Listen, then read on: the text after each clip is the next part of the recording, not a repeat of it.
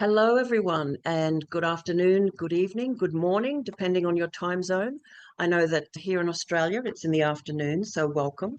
We're very delighted today to be co-hosting with the Global Alliance for the Rights of Nature Asia Pacific, our second webinar exploring rights of nature developments around the world. And in a moment, we'll be able to introduce our guest speakers. But first, I'd like to do a short introduction and an acknowledgement of country, which is, to me, a very important tradition here in Australia. So as I mentioned, today is our second webinar in the GARN Asia Pacific Hub series. And in just a moment, Gina will be able to introduce the GARN Asia Pacific Hub to you all and tell you about the work that it does. In our first webinar 2 months ago, we were delighted to listen to speakers from Korea talking about developments for legal personhood. And today we're really honoured to have two esteemed speakers with us, Mr. Shari Jamil and Mr. Sarwar. So what I'd like to do first is just acknowledge country. So the Australian Earth Laws Alliance, if you're not aware of us, we're a small not-for-profit in Australia. We've been working to increase understanding of rights of nature and earth laws for over a decade. We're one of the oldest organisations in this space. We choose to work only in Australia, but connect with our international partners. So we are small but humble, but we run a whole range of multidisciplinary projects and programs in Australia. And a really important part of our commitment to building earth laws is acknowledging, honouring and working in solidarity with the First Nation peoples of this continent. So I'd like to acknowledge that I personally live, work and play on Kabi Kabi country. And when I'm up the back of my place looking out over the landscape, that's what I see. It's absolutely beautiful. And that's Jinnaburra country. So I'd like to acknowledge all First Nations peoples around the world, around Australia. And if folks are on this call, welcome and hello. So I'm here north of Brisbane, but this is the beautiful map of Aboriginal Australia with all of the governance structures that also implies. So here in Australia, we're working within AILA to explore what rights of nature and first laws look like in a post-colonial or colonial legacy country, and that work is very important to us. We'll be hosting a webinar about some of the work chugging along slowly in Australia in the next couple of months. But without further ado, what I'd like to do now is invite Gina, the wonderful Gina M, to talk to us all about the Global Alliance for the Rights of Nature Asia Pacific Hub. Thank you. Thank you so much for joining us, everyone, and thanks for our speakers and Michelle for hosting this wonderful webinar today. I'm Gina M from South Korea, and I'm one of the facilitators at the GARN Asia Pacific Hub, and I also serve as the Academic Affairs Manager at People for Earth Foundation in South Korea. Before we begin today's session, I would like to briefly introduce GARN and the Asia Pacific Hub.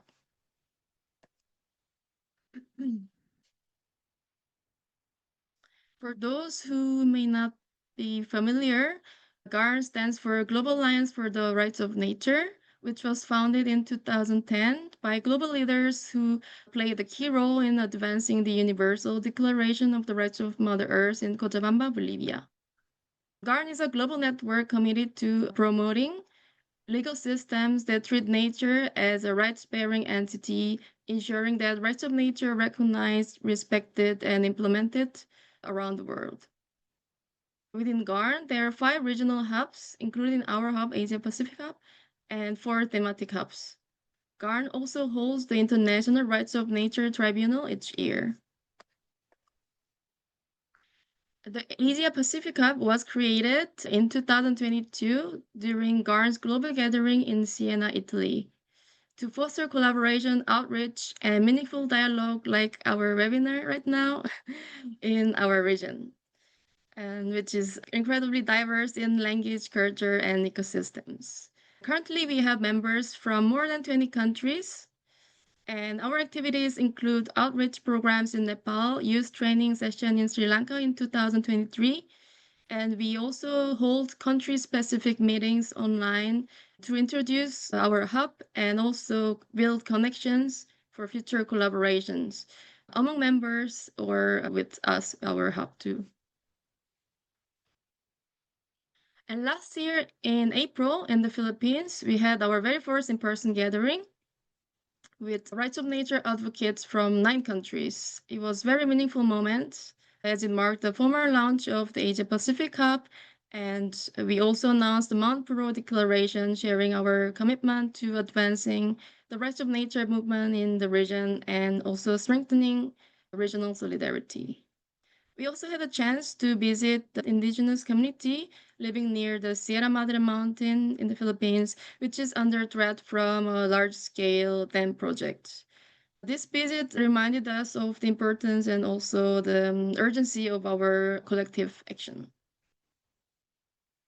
In 2026, we will continue this webinar series bi-monthly until next year, and we will hold a hub meeting next month. We will decide the date soon, very soon. Also, a General Assembly later this year. This is the end of my short presentation. Thank you so much for joining us today. And we will invite other speakers in the future for the webinar from various diverse backgrounds and countries. And if you want to become a member of GARN, you're always welcome. And yeah, thank you again. I will introduce Sharif. I want to give floor to Sharif Jamil, who is our member of GARN Asia Pacific Hub and also a country focal point of Bangladesh. And he also serves as the member secretary of DHORA and coordinator at Waterkeeper Bangladesh and the board member at Waterkeeper Alliances. Hi, good morning, Sharif. Thank you very much. This is morning here in Bangladesh, but I'm sure you have joined from many places across the world. So very good morning, afternoon, and evening to all of you. So let me go quickly about the formation of Bengal Delta. I'm sure many of you already know it, but almost 120 million years ago, after the breakup of Gondwana, the Indian tectonic plate started its northward journey, you might know. And about 50 million years ago, it collided with the Eurasian plate, and Indian plate went underneath, and that's why the Bengal fan came up. You can see Bengal fan at the last photo at the bottom of the slide, and this is still the largest subaqueous sediment storage in the world. That is the reason why the Tibetan plateau came up. And you know, from the Tibetan plateau, a lot of river systems actually brought civilizations in this subcontinent, and mostly Bangladesh is called still the Ganges and Brahmaputra Delta. That actually refers to this photo you can see at the right. Brahmaputra and Ganges traveled a long way from the Himalayas, and it carried a lot of silt and sedimentation and formed this Bengal Delta. And Bangladesh is a land of river. It's a riverine country. And the reason I'm telling all these things to you is to understand how much important it is to protect our river systems, to protect the nature, because everything is actually here created and developed and maintained by the health of the rivers of this land. Rights of rivers is a very much popular thing here these days, because after the verdict we got in 2020, Bangladesh High Court declared all the rivers are living entity. But I will try to let you understand the situation at the community level or at the ground level, how the rivers are right now in terms of their health. Here you can see a slide that shows the 3 major river systems. All the rivers of this country are actually dependent on these major 3 river systems, which is one is Ganges and Padma river system, another is the Brahmaputra river system, and another is Borak Meghna river systems. But basically, all the rivers are fed by the major river systems, and all these 3 river systems are coming from the upstream countries. And we have 57 recognized transboundary rivers in Bangladesh. Out of these 57, 53 are coming from India, 3 are coming from Myanmar, and 1 is going to India from Bangladesh. So mostly the transboundary river systems are basically standing on the rivers coming from the upstream country, more importantly India. And you can see how India constructed unilateral water diversion projects surrounding Bangladesh in the common river systems. So first, the river rights or free-flowing rivers aspiration is highly or seriously intervened by the unilateral water diversion projects in the transboundary common river systems. So this is one thing which is a reality we started experiencing since the independence of this country when the Farakka was commissioned on the Padma river system, which is Ganges.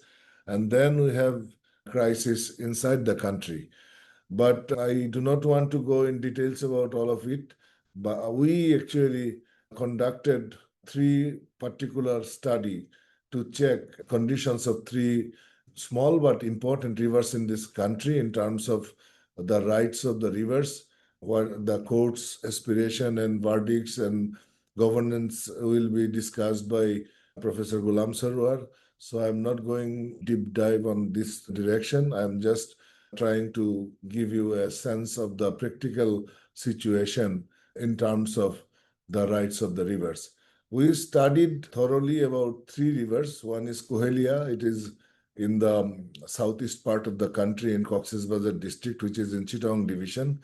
And another is Shonai River, which is in the northeastern part of the country in Sylhet division. And another is Andharmanik River, which is located in the southern part of the country. The Kohelia River, the rights of the rivers, that was not addressing actually one particular issue. The flow of water is important, but at the same time, encroachment and pollution are big problems in our country. Despite other interventions like cordon approaches, embankments, folders, sluice gates, those are there. But I want to expose here the main reason for us to be there and how we want these rights of the rivers should get the legal frameworks so that it can be implemented in practical terms. Kohelia River is a very small but very important river because a lot of people actually are living on this river in terms of fishing. But more importantly, this particular area is famous for the salt production. You know, Bangladesh is unlike other countries. It's a land of rice and curry. So salt is very much essential commodity for each and every family. And almost 100% salt production actually come from that particular area. And this particular river is very important for the salt transportation to the main part of the country. But there is a huge development activities going on.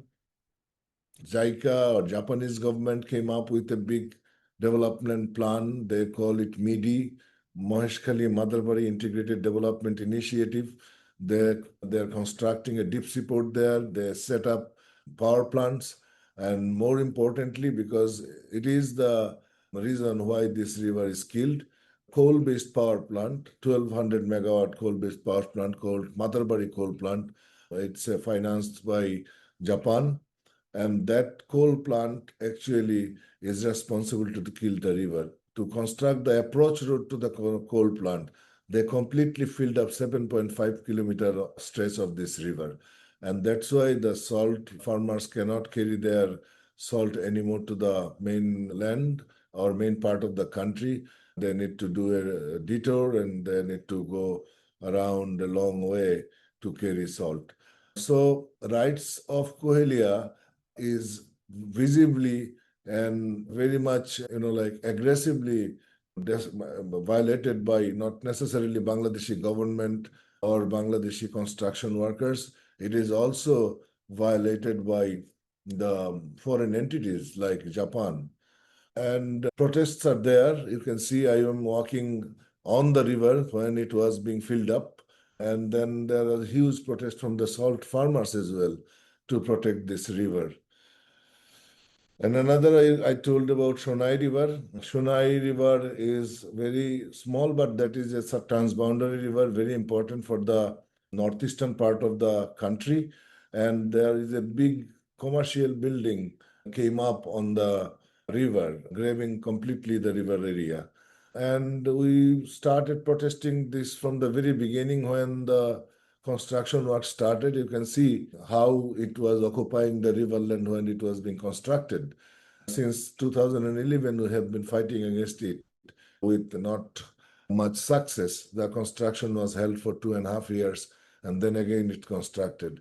And with the regime change here, new government took over, and you will be surprised to know that the owner of this property is now the member of parliament of that constituency. So this is a serious question how we can materialize the legal frameworks or how we can introduce necessary legal frameworks to actually uphold the rights of rivers. And the third one is Andarmanik River. I said, unlike the other rivers, it is important for another reason, which is, is the national fish of this country, and it's a migratory fish. During the spawning season, it comes to the sweet water to lay their eggs, and basically it's a sea fish, but it comes to the sweet water for laying their eggs. But when these baby hilshas go back to the river, back to the ocean, they actually take rest, or whatever you say, they stay a little bit of time on this Andarmanik River. So in the country where hilshas are available, those rivers are under high regulations in terms of catching hilsha. If you see the hilsha banning season for other rivers, that starts in March, but for this Andarmanik River, it is in November, because those sanctuaries are for mother hilsha, and this sanctuary is for baby hilsha. But this baby hilsha sanctuary is surrounded by all coal plants and scientifically not viable, but they constructed a deep sea port there, which is called Pairaf Port. And there is like big coal plants, 1320 megawatt Potuakhali power plant constructed right beside this Andarmanik River. So the baby Hilsha sanctuary is already in trouble because of the construction of these coal-based power plants. And power plant does not come alone, so there is huge industrialization going on around that area. There are also protests against this coal-based power production and this destruction to the Andarmanik River. But this is not only river. Nature is very important for this country because it's one of the most climate vulnerable countries in the world. So mangroves are basically protecting Bangladesh from the extreme weather patterns that are more recurrent and more intense these days coming up in the Indian Ocean, and that it's actually hit every year multiple times in the coast of the Bay of Bengal.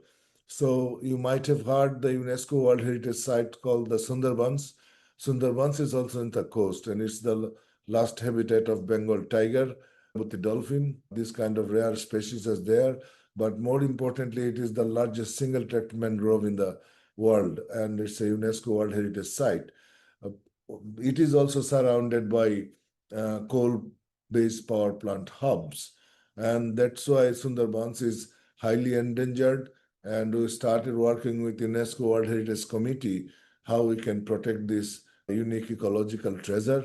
And there are a lot of activities. Like in 2016, UNESCO sent a reactive monitoring mission to Bangladesh.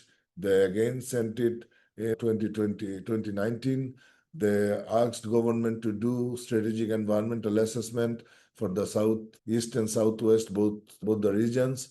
Government came up, but they did not do it in a proper way. Just to give a sense of these destructive activities, you can see Sundarbans in the southwest part of the country, the blue section, but it is surrounded by coal-based power hubs, which are actually killing the Sundarbans. There are huge protests. We want the strategic environmental assessment should have scientific integrity. There should be a SEMP put in place, but these are not actually implemented or functional at the ground level. There are huge protests. It's ongoing. Not necessarily it started recently or it was stopped far back. It's been continuously going on. People are demanding to save those ecological unique treasures because the Bangladesh is highly dependent on natural health. health of the rivers, and of course, other ecosystems that are fed by the river systems. So I will stop here. I will be answering any questions, and I think the legal frameworks and the governance and implementation loopholes will be coming up from the presentation of Mr. Golam Sarwar. Over to you, Gina. Thank you so much. Yeah, thank you so much, Sharif. That was a very powerful story of some very big challenges facing your beautiful river system. So thank you very much. And now what we'll do is have questions at the end for both speakers. I hope that that's okay. And now I'd love to invite Golam Sarwar to join us, and I will spotlight him so everyone can see him. Over to you, Golam.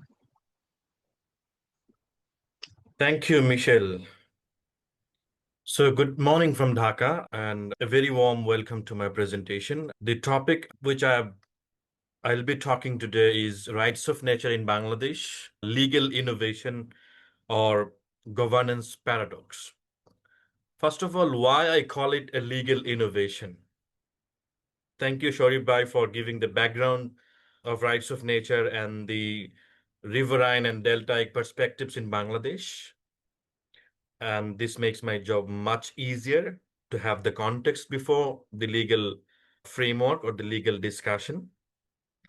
So why I call it legal innovation, rights of nature. As you see from the presentation of Zina, that the rights of nature is gaining momentum across the world with probably more than 500 initiatives which are happening in different parts of the world. And Bangladesh also joins the rights of nature movement through a court verdict. I mean, the Supreme Court in our country recognized rivers as living entities. As you see that Bangladesh is a riverine deltaic country, it has a fluid ecological landscape. But over the years, the anthropocentric environmental law mostly followed the global international environmental law framework, which is extremely anthropocentric and which legitimizes environmental destruction.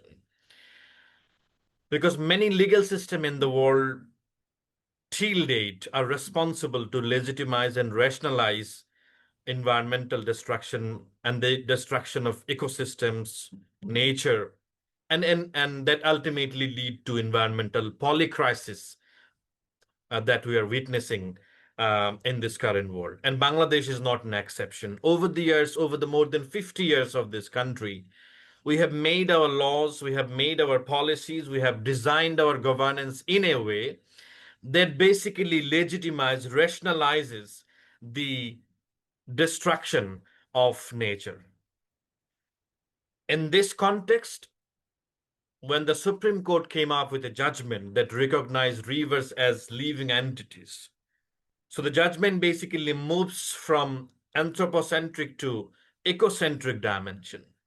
But at the same time, I said in my presentation, I'll be discussing in my presentation that it's also a governance paradox, because the rights of river judgment at the same time create some solutions and also make some complexities also that may jeopardize the tentative solution or the prospective solution that it is imagined for. First of all, why or what prompted the court basically to come up with this judgment? As you see the three pictures from 2014, 15, and 16, and this is and this picture is about the Turag River, which is located in Dhaka, and which is extremely polluted. And this river is also facing encroachment from industrial river gravers, and also facing unprecedented pollution. So as you see, the gradual decline of these rivers is basically making it ecologically dead. So in a national English daily in Bangladesh called the Daily Star published a report on this river, the time to declare Turag dead. And this basically created an attention from the Supreme Court of Bangladesh that ultimately led to landmark judgment from the Supreme Court that declare rivers as living entities. And what is, in brief, the legal innovation? First of all, the Supreme Court declared rivers as living entities with legal rights. So unlike the corporations, unlike the children, unlike the human being, rivers can also go to the court and claim legal rights and entitlements before the court. So it's an ecocentric orientation as a legal subject, because over the years, as I have said, that our legal system, which is influenced by political economy factors, obviously, what Sharif Jamil Bhai has also indicated, that our development paradigm is extremely rooted in anthropocentric and growth-based approaches that basically rationalizes or that basically legitimizes the exploitation of nature. And the reason is that rivers, ecosystems were treated as legal objects. So what the Supreme Court judgment did, it gives an imagination that the rivers cannot be treated as legal objects. You cannot treat it for the exploitation of human being and commit endless, exploitation or endless economic growth based on the exploitation of rivers. So it gives a reimagination for an ecocentric orientation as legal subject. And the judgment also declared that river encroachment and river pollution as criminal offenses, and it also brings the criminal jurisprudence and brings the attention of criminal justice system also to deal with the unprecedented river pollution and encroachment.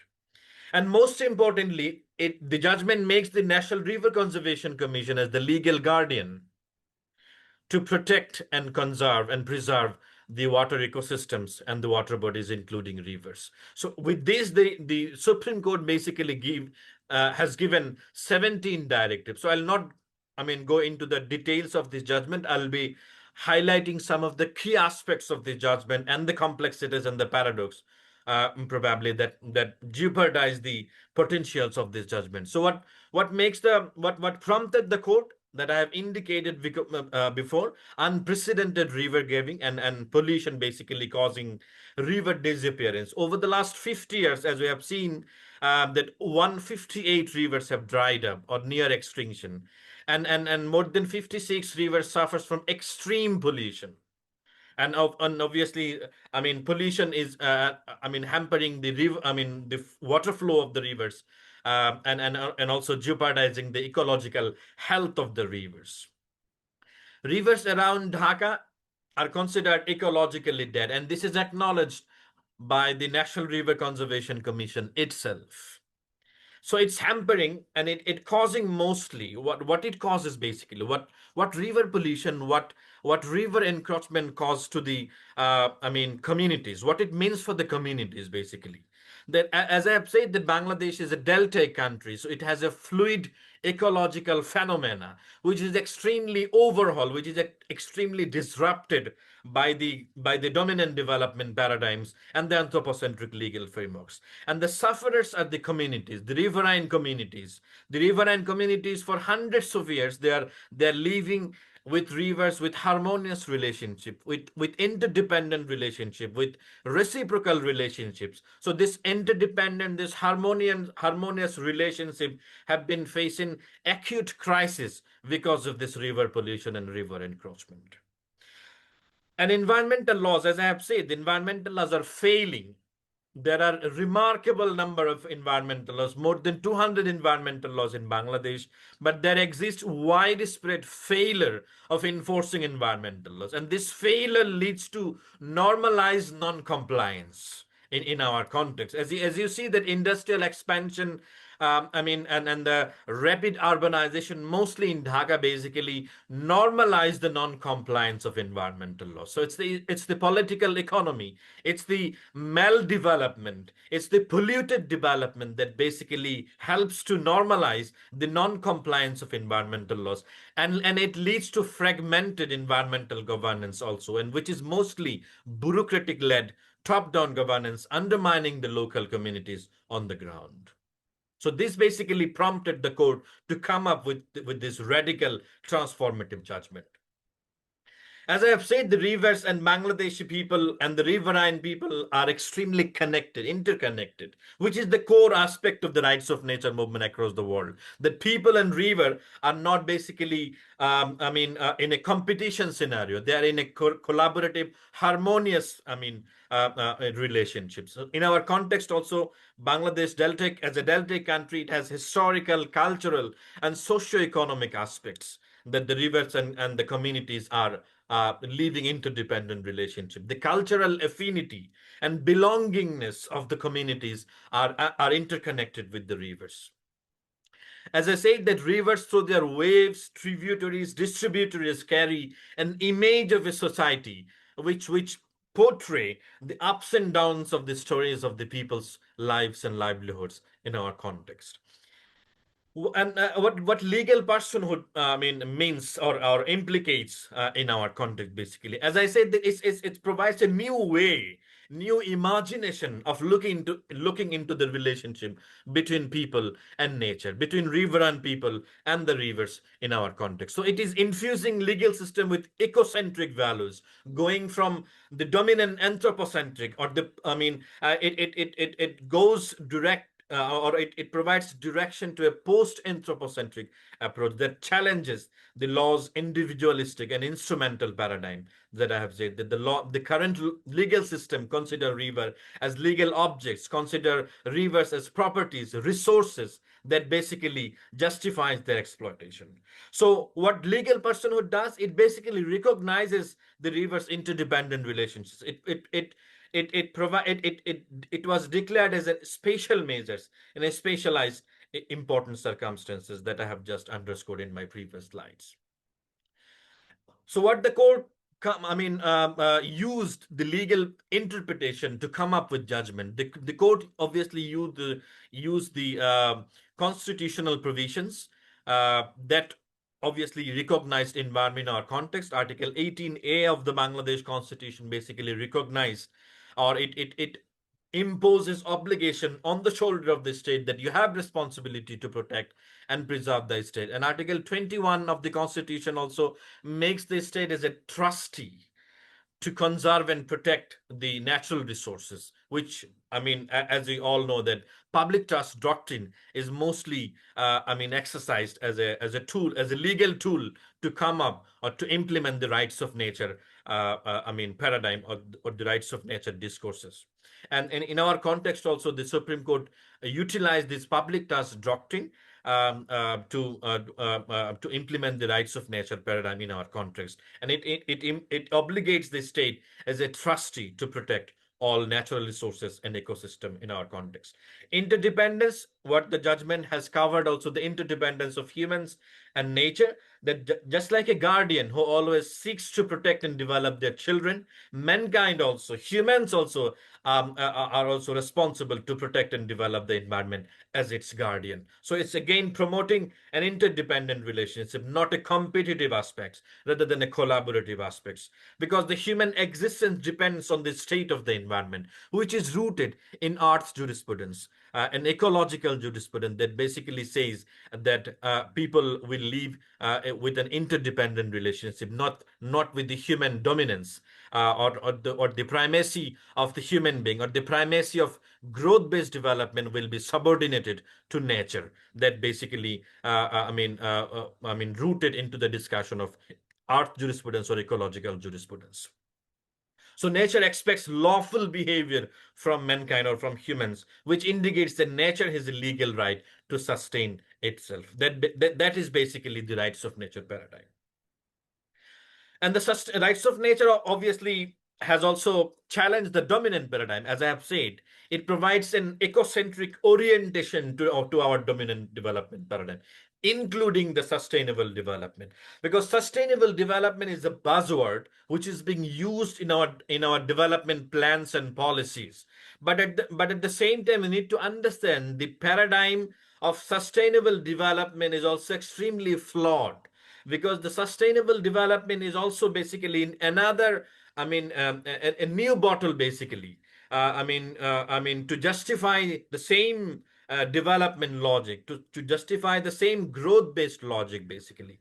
It is also rooted in the dominant development paradigm. That's why sustainable development needs also reinterpretation to prioritize ecology, to prioritize nature over economic growth. So these aspects of this judgment to reinterpret the sustainable development is also being highlighted in our context, and it imposes an obligation on the shoulder of the National River Conservation Commission, which is declared as which is declared as legal guardian to protect rivers, that you need to provide a no objection certificate, or you need to obtain a no objection certificate from the NRCC before initiating any development programs regarding any rivers. So it basically gives a chance to scrutinize development programs for the sake of protecting rivers from harmful development interventions.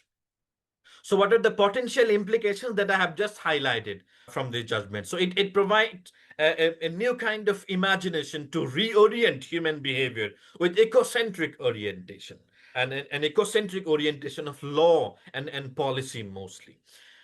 And secondly, to reinterpret the nexus, the state, economy, society, because our current dominant legal framework, which is influenced by the political economic factors, which is influenced by the dominant development paradigm, is basically undermine nature, and there is a nexus between state, economy, and society in undermining nature, in undermining ecosystem. So we need to reinterpret the nexus with the help of the rights of nature paradigm.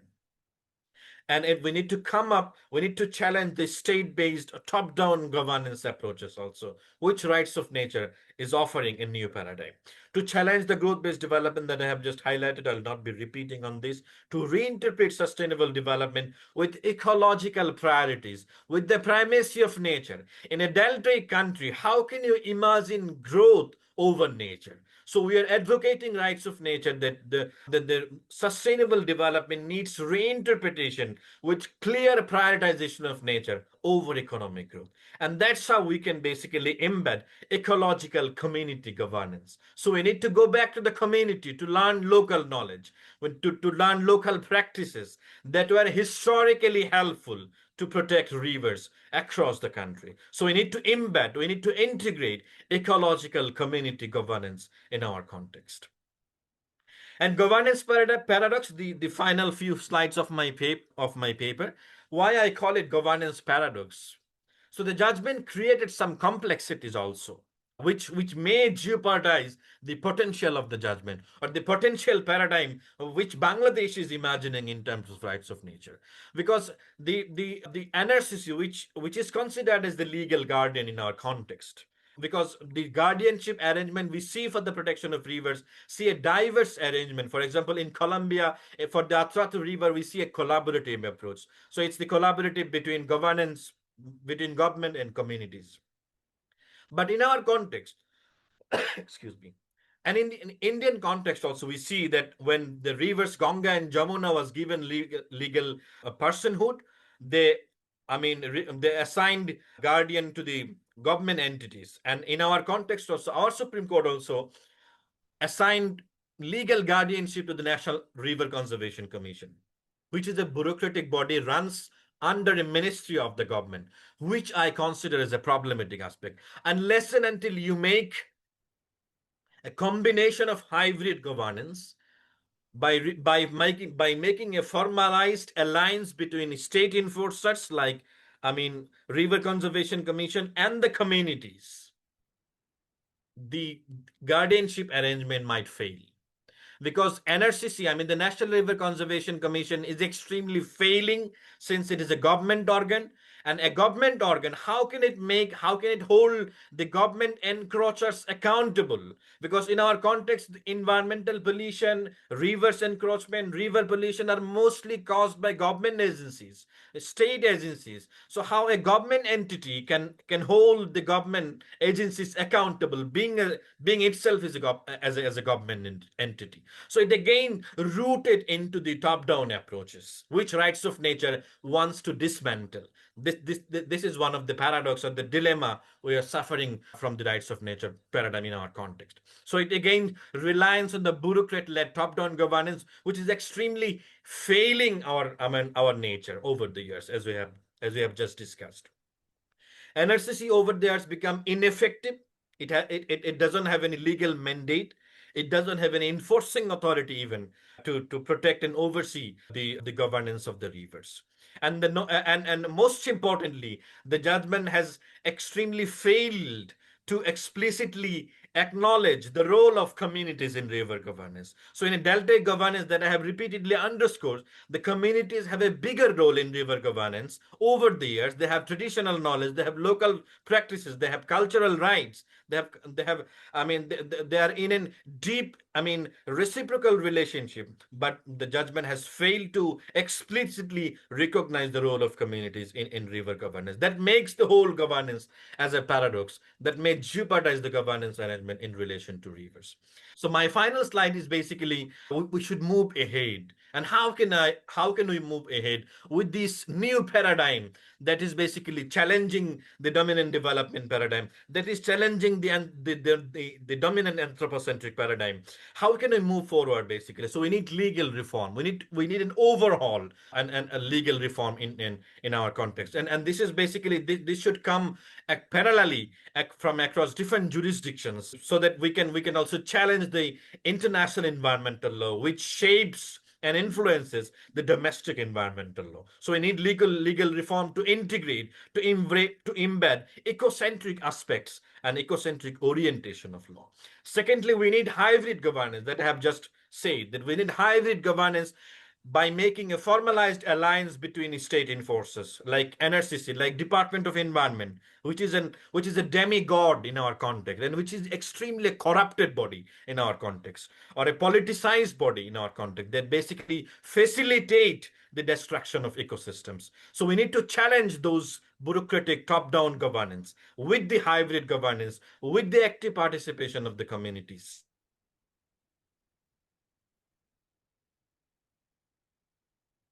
With the community stewardship in our context, that community should be empowered. And if we engage communities without being empowering also, they might face also victimization from the governance, from the state enforcers. So we need to engage communities with proper legal recognition, with proper empowerment, with financial incentives. And most importantly, we need to integrate community justice in our legal frameworks. Only then probably we can reimagine the rights of nature paradigm, and that will help us to respond to the environmental polycrisis that we are facing and witnessing in this present world. Thank you so much for hearing me. Thank you so much. Fantastic presentation, making it very clear where the rights of nature movement is going, legally speaking, in Bangladesh. There are a couple of questions have come in, which is wonderful, and I'll come to them in just a moment. So perhaps if I could just recap, because I have a couple of questions about the implementation possibilities, if that's okay. So to recap, the Turag case in 2019 didn't just say that the Turag River has legal rights. It said all rivers across Bangladesh are living entities. Is that correct? Yes. And you've very carefully outlined the enforcement and implementation problems, which we definitely see in other countries too, if the government is left in charge of trying to do what it couldn't do with environmental law. So perhaps my question to you is, if the National River Conservation Commission has been named as the legal guardian, could you tell us a bit about, has it done anything to try to enforce the rights of rivers? And if it has, that's great. I'd love to hear that. And then the second question would be, can you talk a bit about what specific changes could be made to bring more community voices into the governance? And then I'll have a question for you too, Sharif, but perhaps you can answer that one together. Thank you. Thank you, Michelle. Very pertinent question, I would say. So what they did basically, so over the years, as I have said, the governance is paralyzed and dysfunctional in the context of rivers. So what they did, the former chairman of the National River Conservation Commission, he was personally very enthusiastic and very active. And what they did basically, they have identified a list of river gravers and encroachers. And Sharif Bhai will definitely add on this. And finally, and what they did at some point, that they removed the list of gravers from the website.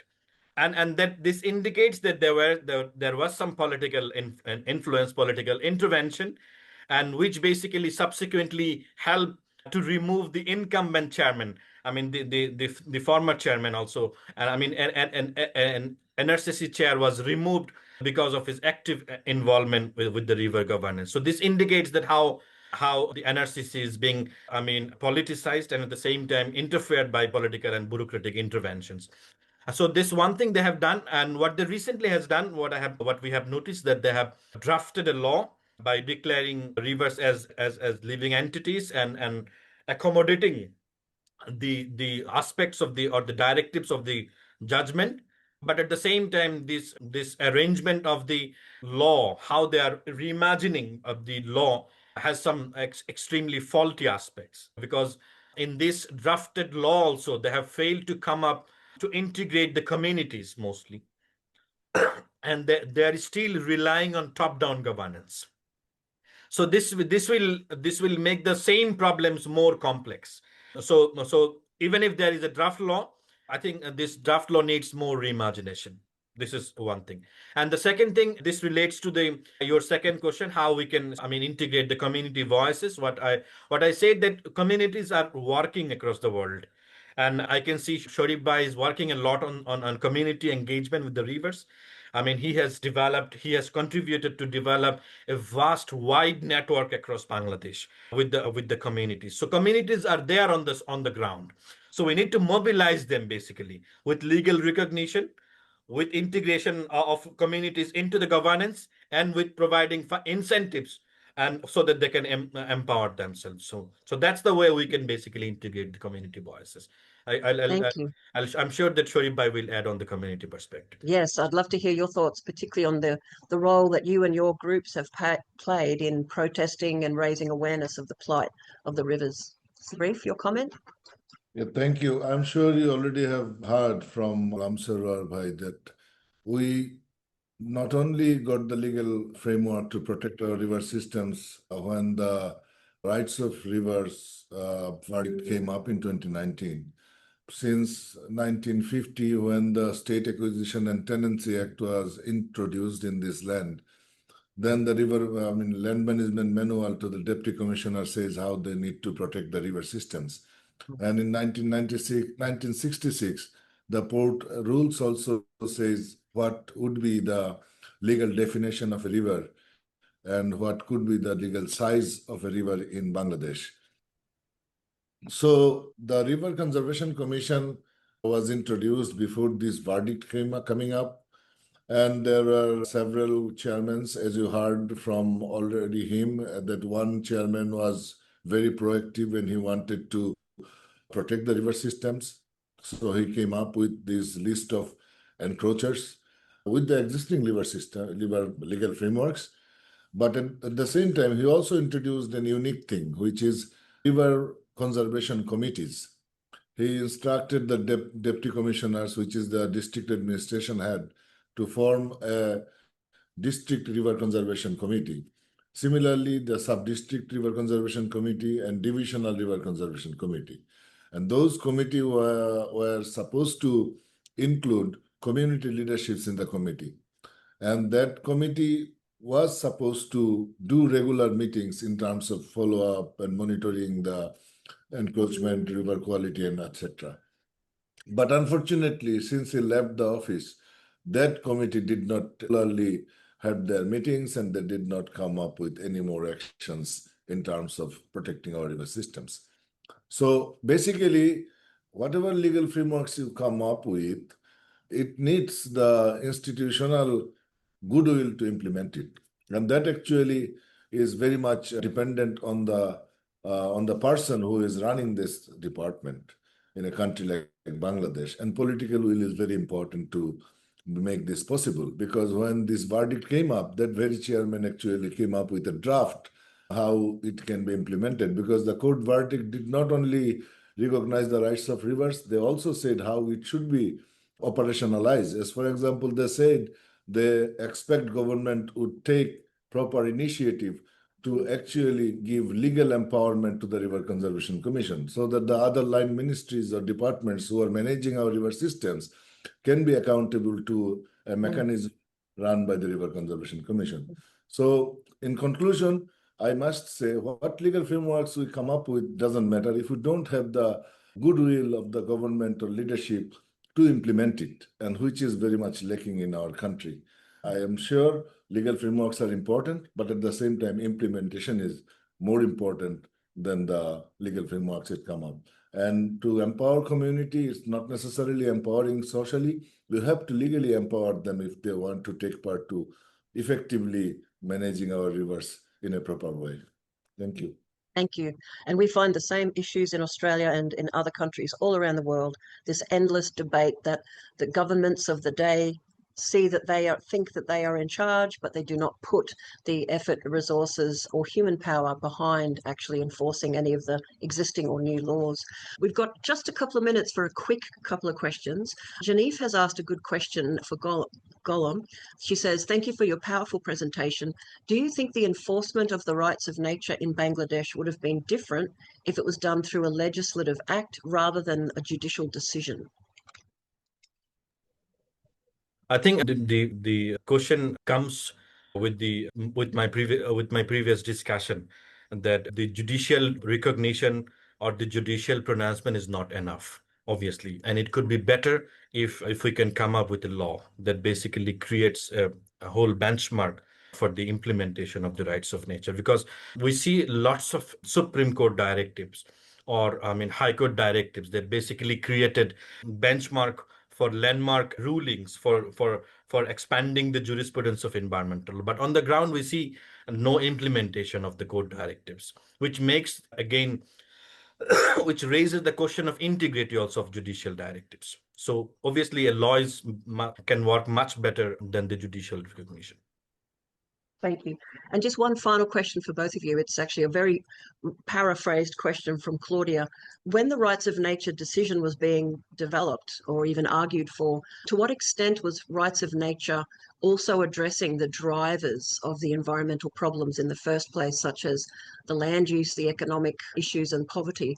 To what extent was rights of nature even thinking about those drivers? I'm not sure if either of you would like to address that. I am sure he will supplement, but my perception is rights of nature or rights of rivers is a very new thing among the policymakers, of course, but also at the community level.